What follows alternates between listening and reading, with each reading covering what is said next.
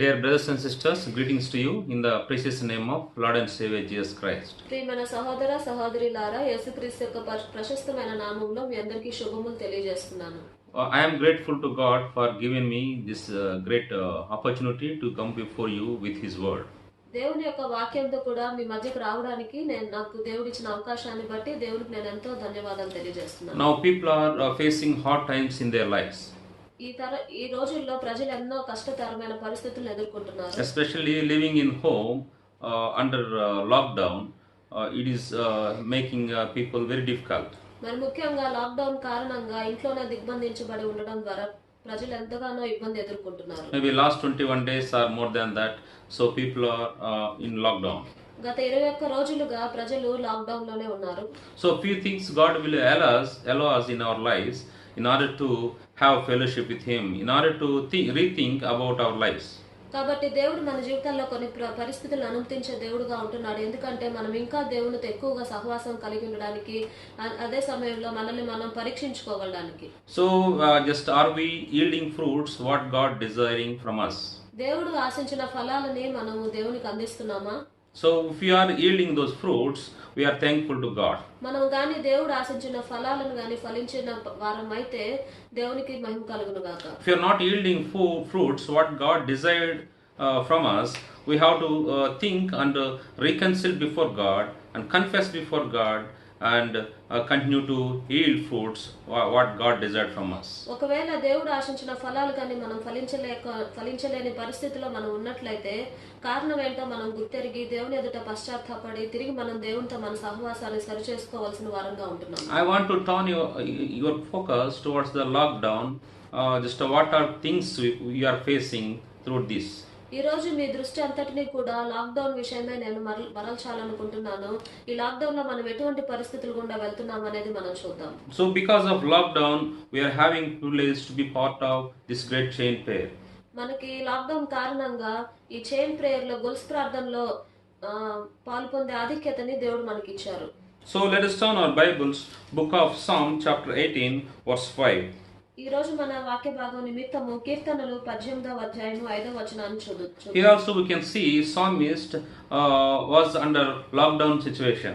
ఇక్కడ మనం చూసినట్లయితే కీర్తనకారుడు కూడా ఒక దిగ్బంధం లాంటి పరిస్థితిలోనే ఉన్నాడు. So I read, please just have a look it.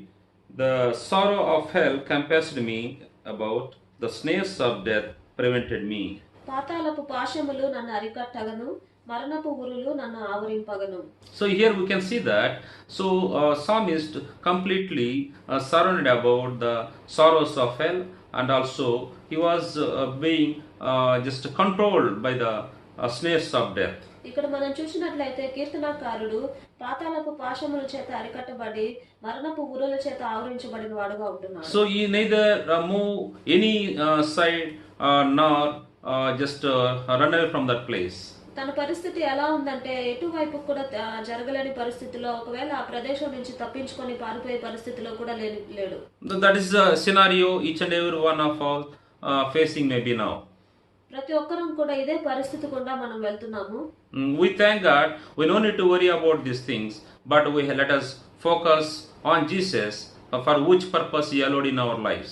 దేవుణ్ణి మనం స్తుతించాలి, ఎందుకంటే దేవుడి పరిస్థితి అనుమతించినందుకు మనం ఏ విషయంలో కూడా చింతించిన అవసరం లేదు, కానీ దేవుడి పరిస్థితిని అనుమతించినందుకు మనం దేవుని స్తుతించే వారుగా ఉండాలి. So just as we are having this lockdown, so God is expecting one more lockdown in our life in the lockdown.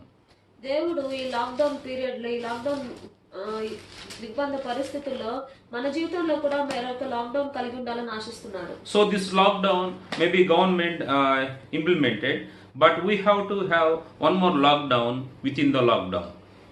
ఈ లాక్డౌన్ అయితే గవర్నమెంట్ ప్రభుత్వం చేత నియమింపబడినది, కానీ మనము మరొక లాక్డౌన్ కలిగి ఉండాలి, అది ఈ లాక్డౌన్ పీరియడ్ లోనే. So let us turn our Bibles from the book of Matthew chapter 6 verse 6. మన బైబిల్ తెరిచి మత్తయి సువార్త 6వ అధ్యాయము 6వ వచనాన్ని చదువుకుందాం. So let us read all together. అందరం కలిసి చదువుకుందాము. But thou, when thou prayest, enter into thy closet, and when thou hast shut thy doors, pray to thy Father which is in secret, and thy Father which seeth in secret shall reward thee openly. So here, God is expecting we have to have one more lockdown by entering into our closet. దేవుడు మన జీవితాల్లో మరి ఒక దిగ్బంధాన్ని lockdown ని కలిగి ఉండాలని ఆశిస్తున్నాడు. ఎక్కడంటే అది మన గదిలోనికి వెళ్ళుట ద్వారా. So because of the scenarios, because of situations we are facing, just we have to enter into our closet. There we have to pray unto the Lord who is in secret. ఇప్పుడు ఉండే మన పరిస్థితులను బట్టి మనం ఏం చేయాలంటే మనం గదిలోనికి వెళ్ళి తలుపు వేసి రహస్యమందున్న దేవునికి మనం ప్రార్థన చేసేవారుగా ఉంటాం. So being a Christian who was cleansed by the precious blood of Lord Jesus Christ, we have to have this great fellowship, great time with the Lord. ఎవరైతే యేసు ప్రభు యొక్క రక్తం చేత కడుగుబడి పరిశుద్ధపరచబడ్డారో ప్రతి ఒక్కరు కూడా దేవునితో ఇటువంటి సహవాసాన్ని కలిగి ఉండాలి, దేవునితో సమయాన్ని గడపాలి. So let us forget about whatever happening. Just let us spend for some time in the Lord by entering into our closet. ప్రతిదీ కూడా మన చుట్టూ జరిగేది మనం మర్చిపోయి దేవునితో కూడా సహవాసం చేయడానికి మనం గదిలోనికి వెళ్ళి తలుపు వేసుకొని ప్రార్థన చేయాలి. Let us focus in the Lord. Let us say no for the troubling words that are trembling ourselves. దేవుని మీదనే మన పూర్తి దృష్టినంతా ఉంచేసి మనల్ని ఏవైతే ఇబ్బంది పడుతున్నాయో అటువంటి పరిస్థితులు అటువంటి మాటల నుంచి మనం దూరంగా ఉందాం. Let us say no for the just wavering thoughts. Let us concentrate. Let us steadfast in the prayer. అనవసరమైన ఆలోచనలన్నిటికీ కూడా మనం దూరం చేసేసి స్థిరంగా నిలకడగా ప్రార్థనలోనే కొనసాగుదాం. Let us close our door. Just let us look unto God. Let us focus our attention to the Lord and pray unto the Lord. మనము తలుపులు వేసుకొని దేవుని మీదనే మన దృష్టి అంతటిని ఉంచుకొని దేవునికి మనం ప్రార్థన చేయాలి. So in middle just something any calls or any where somebody call, just let us ignore these all things. Why? Because the time which we are spending with the Lord Almighty is precious for us. మనం ప్రార్థించినప్పుడు మధ్యలో ఎటువంటి అంతరాయాన్ని కలిగించే పరిస్థితులు ఎదురైనప్పటికీ ఎవరైనా పిలిచినప్పటికీ కూడా వాటన్నిటిని మనం నిరాకరించే వారుగా ఉండాలి. ఎందుకంటే మనం గొప్ప దేవునితో మనం సహవాసం చేసే సమయం అది. Surely there will be some disturbances when you decided to spend for some time with the Lord in your closet. తప్పకుండా దేవునితో నువ్వు సహవాసం చేయడానికి కూర్చున్నప్పుడు గదిలోనికి వెళ్ళి తలుపు వేసుకున్నప్పుడు నిన్ను డిస్టర్బ్ చేయడానికి ఎన్నో సమస్యలు ఎదురవ్వచ్చు. But ensure that you should not react for those things, but whereas you have to focus in the Lord. That shows how much preference, how much seriousness, how much priority you are giving to the presence of the Lord. కానీ వాటినన్నిటిని మనం పట్టించుకోకుండా కేవలం ప్రార్థన మీదే మన దృష్టిని, మన ప్రాధాన్యతని, మన ప్రాముఖ్యతని ప్రార్థన మీదే ఉంచేవారుగా ఉండాలి. So we are here.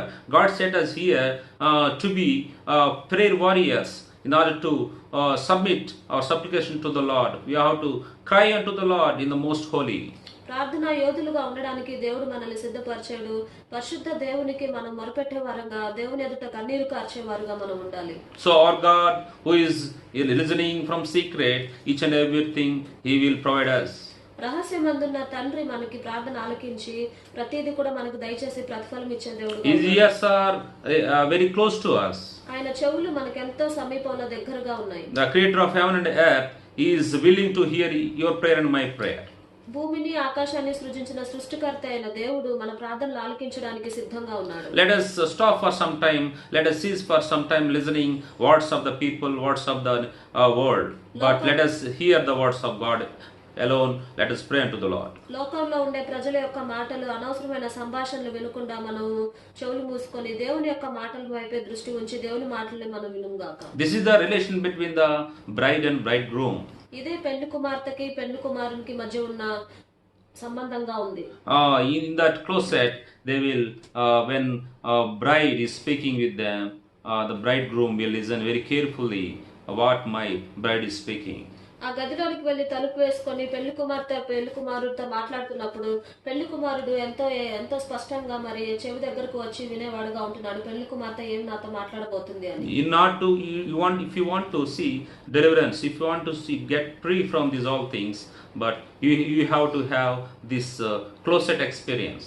నీవు గాని గొప్ప విడుదల పొందాలనుకుంటే, వీటన్నిటి నుంచి కూడా నీవు స్వతంత్రుడుగా ఉండాలనుకుంటే, ఈ ఒంటరిగా గదిలోకి వెళ్ళి ప్రార్థన చేసే అనుభవం నీకు ఉండాలి. So that is the place where you can be delivered from the lockdown. అదొక్క స్థలమే ఏ విధంగా ఉందంటే లాక్డౌన్ నుంచి మనకి విడుదల ఇచ్చేదిగా ఉంటుంది. Yes, as a psalmist was under very difficult situation, he was locked down himself because of the sorrows of hell and snares of death.